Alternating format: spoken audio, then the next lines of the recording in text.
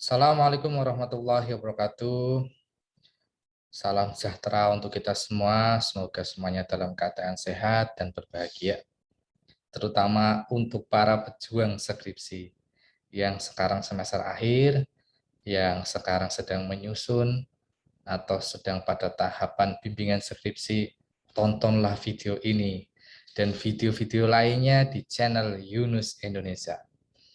Saya Dr. Mahmud Yunus SPD MPD, dosen Universitas Baikiri Semarang, akan berbagi tips ya, bagaimana caranya menyelesaikan skripsi dengan cepat ya, agar bisa cepat segera lulus ya, cepat wisuda, lalu bisa bekerja atau berwirausaha, punya modal untuk bisa ke KUA ya. Apa tips ya dan trik agar bisa menyelesaikan skripsi dengan cepat? Yang pertama, apabila sekarang saudara sedang semester 7 ya, mulailah cari referensi-referensi di Google Scholar ya. Jadi saudara silakan banyak kunjungi Google Scholar. Cari tema penelitian yang sesuai dengan passion saudara dan tentunya sesuai dengan bidang studi saudara ya. Jadi masih sesuai dengan program studi. Saudara terbiasakan membaca hasil penelitian terdahulu yang satu tema ya. Kalau sudah sering membuka Google Scholar, cari artikel yang setema ya, yang sesuai dengan passion. Nanti saudara pilih 3 judul ya, yang dalam satu rumpun. Nah, nanti ketika saudara sudah pilih 3 judul yang satu rumpun dan sebidang ilmu dengan jurusan saudara, langsung saja ajukan ke ketua program studi ya. Saudara harus lebih cepat. Kalau teman-teman yang lainnya sedang KKN ya, atau sedang magang 3 atau istilahnya sedang PPL di sekolahan, kalau yang untuk pendidikan, kalau yang di luar pendidikan magang, saudara yang penting judulnya di ACC dulu ya oleh ketua program studi atau ketua jurusan. Saudara sodorkan 3 judul, nanti dari 3 judul itu akan dipilih ya salah satunya atau mungkin tidak terpilih semua. Kalau tidak terpilih semua, ditolak semua gimana? Ya buka lagi ya, buka lagi Google Scholar ya, cari referensi judul yang setema sesuai dengan arahan dan masukan dari ketua program studi. Nanti ajukan lagi 3 ya, dan selalu berdoa agar bisa diterima judulnya. Kalau sudah diterima judulnya, nanti saudara akan mendapatkan dosen pembimbing. Ya, dosen pembimbing. Sebetulnya rahasianya dosen pembimbing itu bisa didiskusikan antara mahasiswa dengan ketua program studi. Jadi saudara kalau hanya diam saja ya mendapatkan dosen pembimbing sesuai dengan arahan ketua program studi. Tapi kalau saudara mampu berdiskusi, ya bernegosiasi, ya ke ketua program studi, saya mintanya pembimbing satunya kalau bisa ini Bu atau Pak ya, atau pembimbing duanya ini atau Pak, dengan disertai alasan. Alasannya juga harus alasan yang objektif, misalkan tema penelitian saya sesuai dengan riset atau hasil penelitian yang dilakukan oleh dosen ini Bu atau Pak ya, sehingga saya lebih tertarik dengan dosen ini. Sebetulnya itu untuk lebih nyaman saja ketika saudara bisa mendapatkan dosen yang sesuai dengan dengan hubungan emosional saudaranya erat, itu lebih nyaman ketika nanti proses bimbingan daripada mungkin sama sekali belum pernah berinteraksi atau terkenalnya dosen killer jadi agak lama nanti ya proses bimbingannya. Kalau nanti sudah dapat judul, sudah dapat dosen sesuai dengan yang diinginkan atau berdasarkan hasil kesepakatan, misalkan dosen bimbing 1, oke lah, permintaan saudara diterima oleh ketua program studi, tapi untuk dosen bimbing 2 tidak diterima. Ada juga di universitas tertentu yang untuk pembimbing skripsinya hanya 1 dosen ya.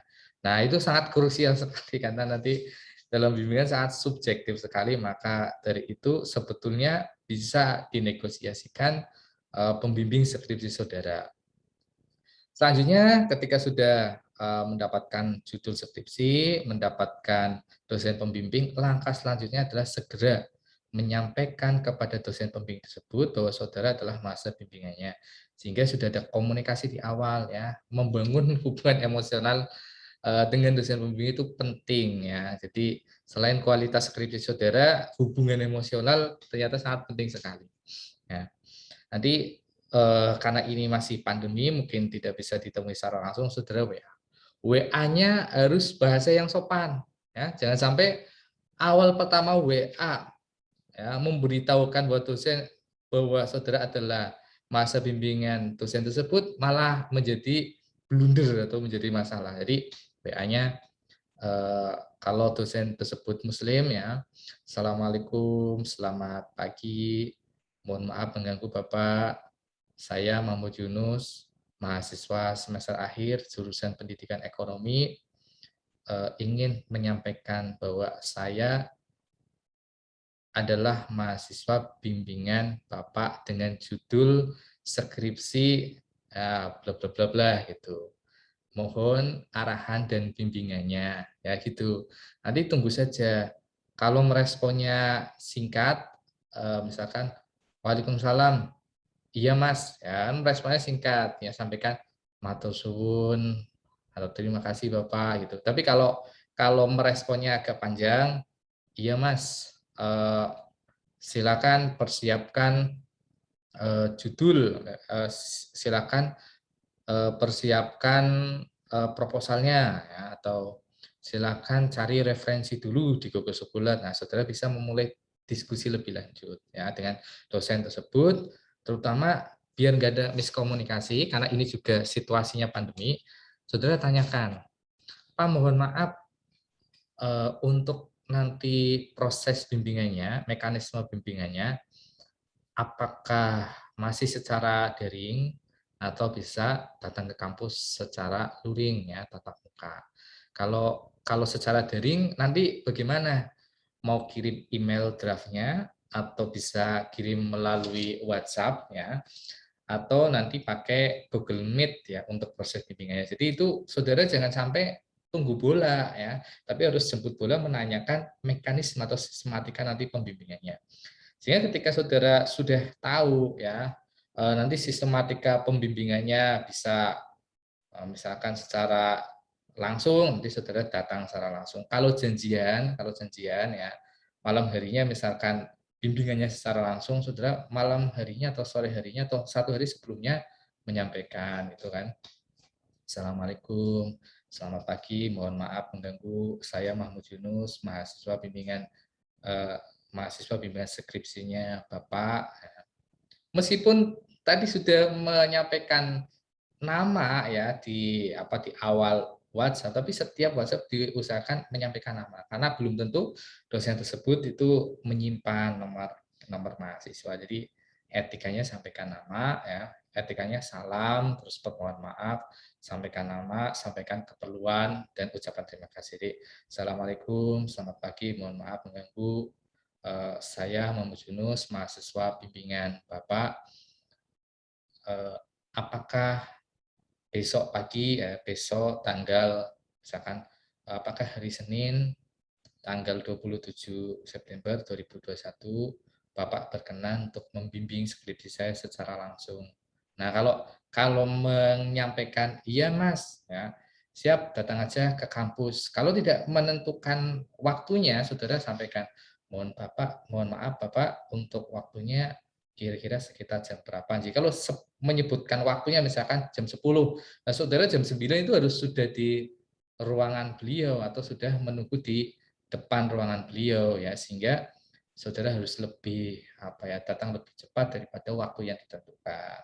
Kalau ada beberapa dosen yang bimbingannya itu dikumpulkan dalam grup WhatsApp ya. Jadi dari bimbingan mahasiswa yang dulu yang belum lulus sampai mahasiswa yang baru dikumpulkan dalam satu grup WhatsApp, bimbingan skripsi dosen X misalnya.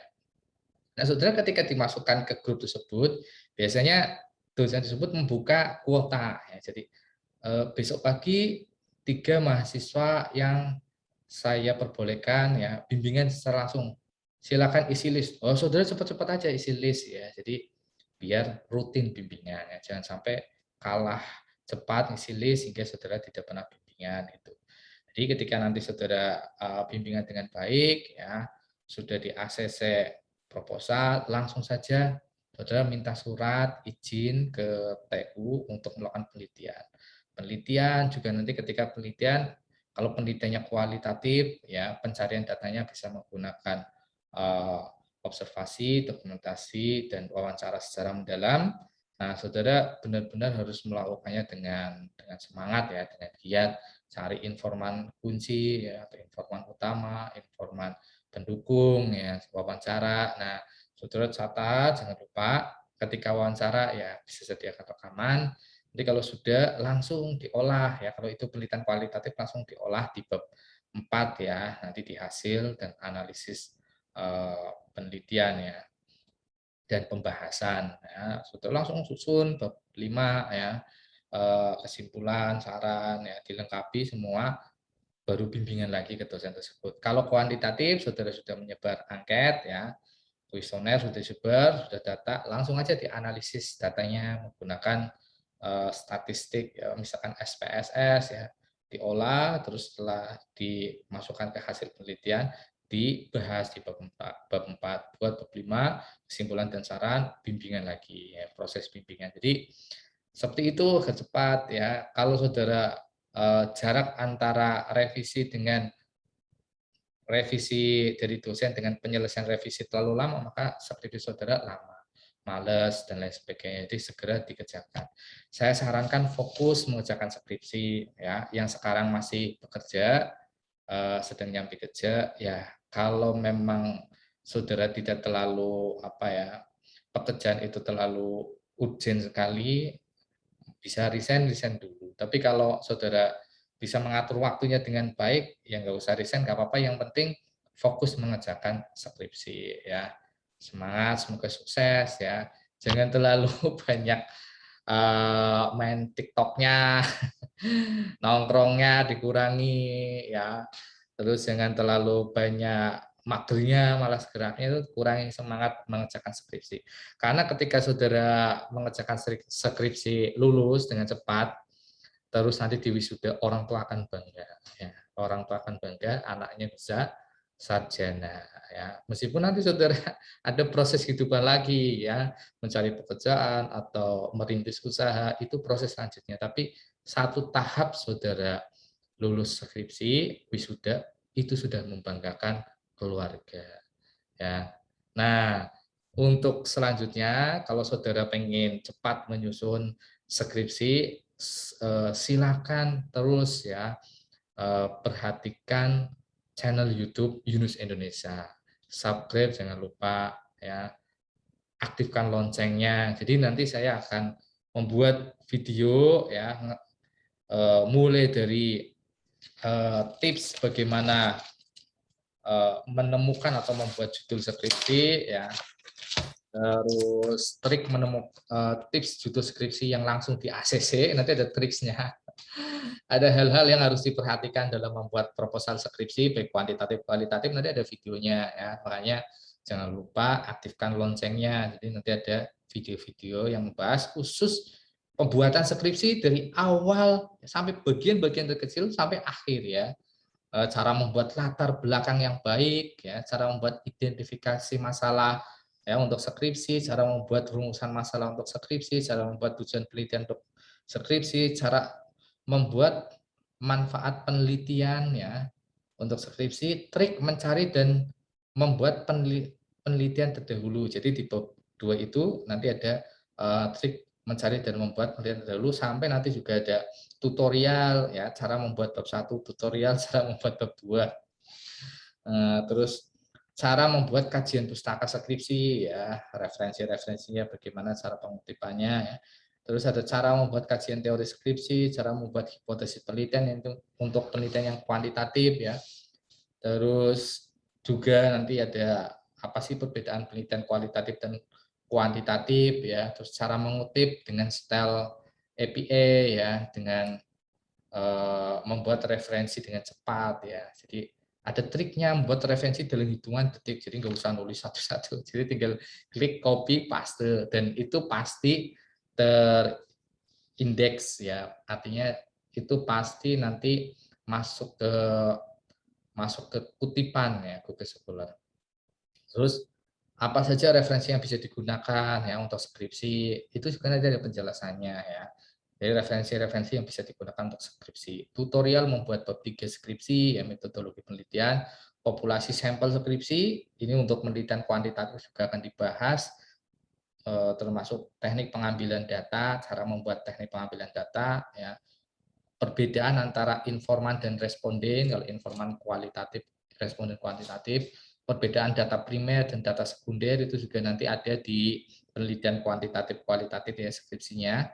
Teknik analisis data penelitian kualitatif, teknik analisis data penelitian kuantitatif juga nanti ada videonya. Maka jangan lupa subscribe, ya, like dan komen biar cepat menyelesaikan skripsi. Jadi satu langkah lebih cepat daripada teman-teman yang tidak menyaksikan channel Yunus Indonesia. Tutorial membuat bab 4 juga nanti ada videonya, bisa disaksikan tutorial hasil penelitian skripsi kualitatif, tutorial analisis penelitian kualitatif, tutorial membuat bab 5 ya, kesimpulan dan saran itu juga ada triknya. Tutorial membuat referensi skripsi ya, dengan cepat dan mudah ya. Perbedaan fenomena gap, riset gap, dan teori gap kalau nanti saudara hasil penelitiannya itu pengen penelitian yang berkualitas, jadi mencantumkan fenomena gap di dalam analisis datanya, ya termasuk riset gap-nya dan teori gap. Ya. Ini kelasnya udah tesis, udah disertasi, tapi nggak apa-apa kalau skripsi mau ditambah ini. Apa sampai kalau disertasi kan wajib ada novelty ya, kebaruan. Nanti juga ada penjelasannya apa novelty itu. Terus contoh-contoh dari novelty. Nah, gitu. Jadi sangat penting sekali saudara kalau mau cepat selesai skripsinya maka jangan lupa ya triksnya selain tadi menggunakan proses-proses bimbingan, tahapan-tahapan, mencari referensi terlebih dahulu, judulnya diajukan ke ketua program studi, ya, cari judul yang sebanyak-banyaknya yang sesuai dengan passion saudara, sesuai dengan jurusan saudara, dan jangan lupa ketika mendapatkan dosen pembimbing masih bisa dinegosiasi sebelum diputuskan. Nanti kalau sudah mendapatkan dosen pembimbing yang tepat, bangun komunikasi yang baik ya, konsultasikan terus-menerus. Kalau saudara butuh butuh secara detail dalam pengerjaan skripsi, bisa tonton YouTube-nya Yunus Indonesia ya. Jadi agar bisa tahap demi tahap bisa dilakukan. Ya, saya doakan semoga para pejuang skripsi tetap semangat untuk menyelesaikan skripsi, banggakan orang tua dengan segera lulus ya wisuda. Semoga saudara juga sukses. Kalau pengen mencari pekerjaan, semoga cepat mendapat pekerjaan sesuai dengan yang diinginkan. Atau kalau merintis usaha, semoga cepat usahanya berkembang, ya sukses. Ya, terus nanti jangan lupa kalau sudah mapan, ya bisa mendapatkan pasangan idaman. Ya, oke. Sampai jumpa lagi di Yunus Indonesia. Terima kasih.